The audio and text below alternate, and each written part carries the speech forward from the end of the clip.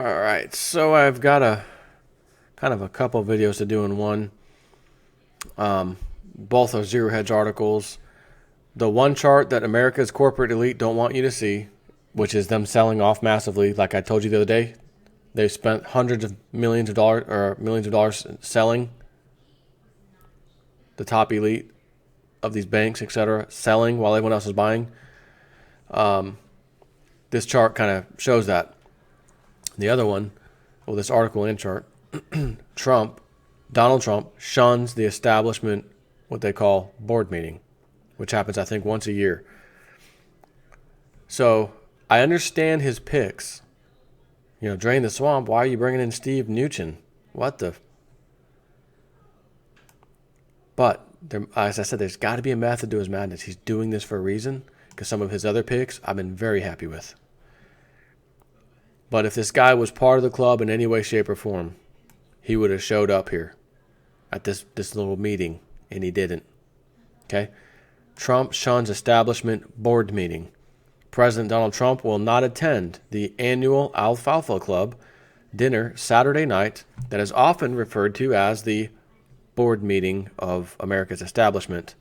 Kellyanne Conway confirmed to Politico that Trump will not attend the exclusive black tie dinner and White House roast that every president since Ronald Reagan has attended. Since Ronald Reagan, so that would be Bush, Papa Bush, Clinton, Junior Bush, Barack Obama. But not him. Interesting. Not Trump. As Politico notes, this swanky event gathers various elements of the Washington elite to toast the new administration, as well as fire a few barbed jokes at the new president. The event is closed to reporters, so the ribbing tends to be more biting.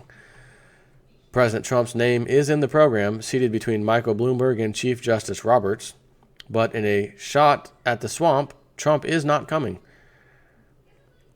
Instead of the president himself, a squadron of senior administration officials and Trump family will attend, including Vice President Mike Pence, Ivanka Trump, and her husband, White House Senior Advisor Jared Kushner, White House Chief of Staff Reince Priebus, and Counselor to the President Kellyanne Conway. As Axios reports, the 750 guests tonight include Warren Buffett, Tim Cook, Jamie Dimon, Bill Gates, Bob Gates, Vernon Jordan, Charlie Rose, Jeb Bush, James Baker, and plenty more moguls and grandees. The head table, stretching across a giant ballroom, includes the cabinet, the congressional leadership, and the cream of the diplomatic crops, or corpse, as he said. Again, I have to applaud. Got to give some respect on that. I have to. Not showing up, got too much to do, trying to make America great again. I don't have time for fancy little ballroom nonsense. I'll send my family, cabinet, but I'm not coming. Trump, good move on that one. Let's go on to this other one. Let's show some charts here. The one chart that America's corporate elite don't want you to see. The message from America's ruling elite, as always, is do as I say, not as I do. And nowhere is that more evident in the following chart. Actually, charts, plural. Simply put, follow the money.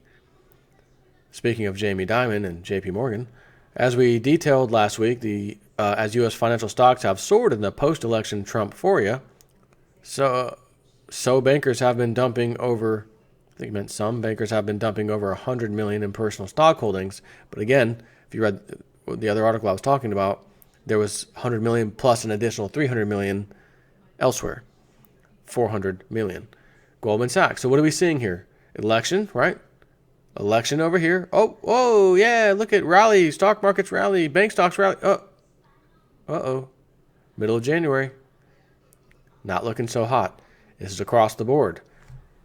Why did it go down a little bit? Well, maybe a giant amount of people were selling off, some of these guys. But as Barron's details, it's not just the bankers that are bailing out of the U.S. stocks. Just as the corporate elite and their mainstream media lackeys cajole you and your hard-earned retirement funds back into the most expensive market ever, It's everyone. Look at this. Ratio of insider sales to buys. Readings under 12-1 are bullish. Those over 20-1 are bearish. The total top 20 sales and buys are 264.5 million and 4.5 million respectively. Source, Thomson Reuters. The massive spike in insider selling relative to buying is broad-based. So this is what they say. Insider transactions, recent filings. So who's been buying purchases? And I look at these companies, and I can't recognize but a few of them. Just a couple. V-Ray Inc., Legg Mason Inc., Alpine Global Premier Properties Fund, Live Ventures Inc., Trans World Entertainment Corp., Cantel Medical Corp., Heron Therapeutics Inc. I mean, who are these? What is this? And that first one is a huge, right? That's a big one. These first few are quite large purchases. So who's selling? See if you've heard of any of these names. Barracuda Networks Incorporated, BB&T, the bank, Canadian Pacific Railway, Salesforce.com, Netflix, Morgan Stanley, Procter & Gamble,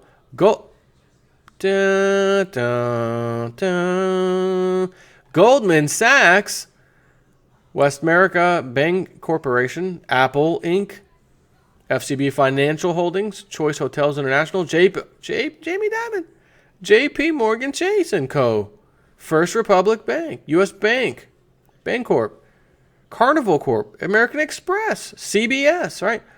So these are all the ones selling. Notice the difference in some of those names, right? You notice a difference in any of those names. Purchasers, club, not buying even kind of. But selling off. The club is selling off. More than kind of. Now, another thing is number of shares, okay? I'm going to give you the top three, matter of fact, top four. We'll do top four of both the purchasers and the sellers. Volume, so how much was being sold and or bought. 453,000 is the top one for purchasers who was out purchasing. That was the V-Ray Inc. Next one, 30,000. Third one, 120,000. Fourth, 12,000. That's volume, okay? Sales. Who was selling off? Remember, the highest number I just gave you was 453,000, followed by 30,000 and 120,000. Barracuda Networks, 2.6 million volume. BB&T Bank, 761,000. Canadian Pacific Railway, 190,000. Salesforce, 201,000. I'm just going to keep going just to give you an idea. Netflix, 108,000. Morgan Stanley, 314,000. Procter & Gamble, 152,000. Goldman Sachs, just 36,800. Some of the other larger ones, FCB Financial, 164,000. Choice Hotels, 125,000. JP Morgan Chase, 78, almost 79,000. U.S. Bancorp, 101,000. Right, so these are large numbers. Large numbers volume of selling versus buying. And again, who was doing the buying and selling? So that first chart, though, is showing, okay, they may be out now. They always know in advance. I say this over and over again. The club always know. They're not going to get out the day before a market crash. Oh, they had insider trading. They knew. No. Oh, it was 8 months later. They couldn't have known that. They sold off 8 months ago. They didn't know.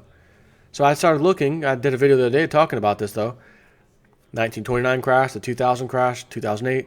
And they were showing a lot of times you'll have this all-time high and this big movement, and then it's about 8-9-ish months later. Not always, but around that time frame. So it's not like this, markets all-time high, boom, crash. It's they hit a high, and then 8 months later or so, boom, there it is in your face.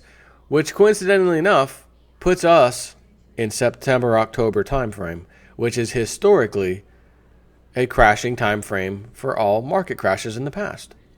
For whatever reason, again, September-October seems to be that time. And I know we have this, again, September 23rd date that's not gone away.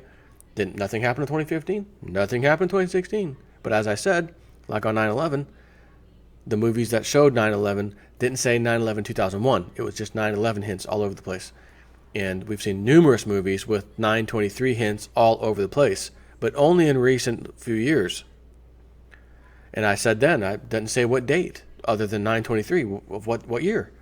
Because I remember I did that. Was it The Wolf of Wall Street or was another one? And I showed you the 777 on the plane and all this stuff. The Swan, the name of the company was something, had a picture of a swan, like a black swan event. And it had the number 9/23 and all that stuff. Plus other numerous videos. But I did show you that one the other day where I said 9/23/27. There's some compelling evidence about whatever the hell this year, for whatever reason, might be pretty important to the club. So by chance, we have this 20,000 Dow all-time record. S&P and the rest of them, they're up in their high records.